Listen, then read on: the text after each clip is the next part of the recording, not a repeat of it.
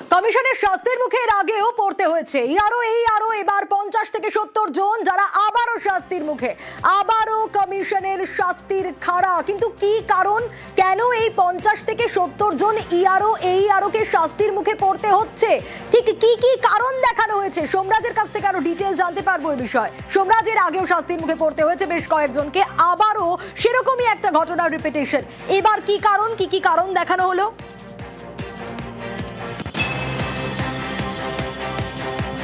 দেখো, গত 14ই ফেব্রুয়ারি পর্যন্ত শুনানি শেষ সময়সীমা ছিল এবং 14ই ফেব্রুয়ারি পর্যন্ত ডকুমেন্ট আপলোডেরও শেষ সময়সীমা ছিল। কিন্তু তারপরও দেখা গেছিল 1,14,000 ভোটারের নথি আপলোড করেননি এইআরওরা, যা নিয়ে বিভিন্ন জেলা শাসকের থেকে বিস্তারিত রিপোর্টে চেয়েছিলেন রাজ্যের মুখ্য নির্বাচনী আধিকারিক।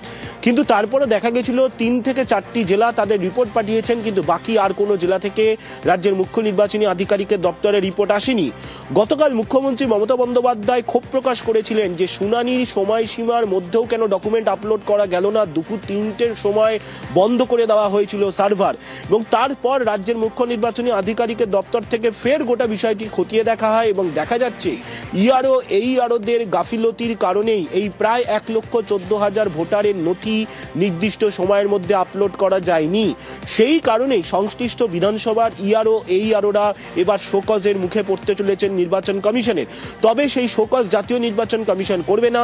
রাজ্যের মুখ্য নির্বাচনী আধিকারিক মনোজ কুমার আগরওয়াল তিনি সরাসরি শোকজ করবেন সংশ্লিষ্ট এইআরওদের।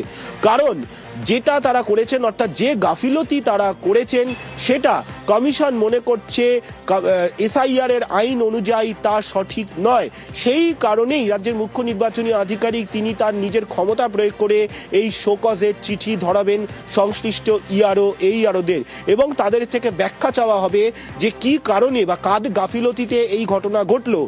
এক্ষেত্রে 1,14,000 যে ভোটারের নথি আপলোড করা গেল না, তার বিকল্প কি হবে? এক্ষেত্রে রাজ্যের মুখ্য নির্বাচনী আধিকারিক জাতীয় নির্বাচন কমিশনকে একটি চিঠি পাঠাচ্ছেন, যেখানে তিনি জানাচ্ছেন যে বিএলওরা যদি তাদের বাড়িতে গিয়ে ডকুমেন্ট নিয়ে নথি আপলোড করতে পারে, সেক্ষেত্রে কমিশন অনুমতি দিলেই এই প্রক্রিয়া কার্যকর করা সম্ভব। বেশ সোমরাজ।